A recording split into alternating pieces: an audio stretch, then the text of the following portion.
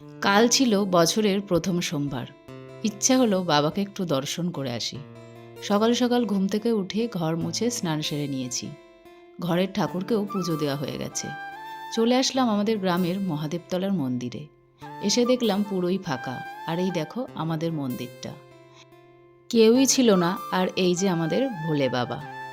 চলে এসেছিলাম পুজো দেওয়ার জন্য, আর আমি আসার পরে আরও 2-3 জন এসেছিল। তো চলো তাড়াতাড়ি পুজোটা দিয়ে নিই। সত্যি কথা বলতে বাবাকে দর্শন করে আর বাবাকে ভালোভাবে পুজো দিয়ে মনটা অনেকটাই শান্তি হয়ে গেল। তেমন করে ওখানে গিয়ে পুজো দিতে পারি না, প্রচুর ভিড় থাকে।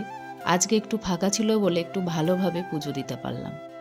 তো পুজো দেওয়া আমার হয়ে গেছে, চলো তোমাদেরকে একটু চারপাশটা ঘুরে দেখাই। এই মন্দিরটা অনেক দিনের, আমি বিয়ের পর থেকেই এখানে আসি মাঝে মাঝে পুজো দিতে। তো দেখো, আর এখানে আর একটা গাছও আছে, সেখানেও সবাই জল ঢালছে। আর এইখানে দেখো প্রচুর ঠাকুর আছে, মানে যেসব ঠাকুরগুলো বাড়িতে সবাই পুজো করে সেগুলো সব এখানে রেখে দিয়ে যায়। এই যে পরপর সারি সারি সব কিছু সাজানো আছে, অনেক ঠাকুরই আছে। তো আমার তো পুজো দেওয়া হয়ে গেল। আর কারা কারা বছরের প্রথম সোমবার বাবাকে পুজো দিলে কমেন্টে জানিও। তো সবাই কমেন্টে বলো হর হর মহাদেব।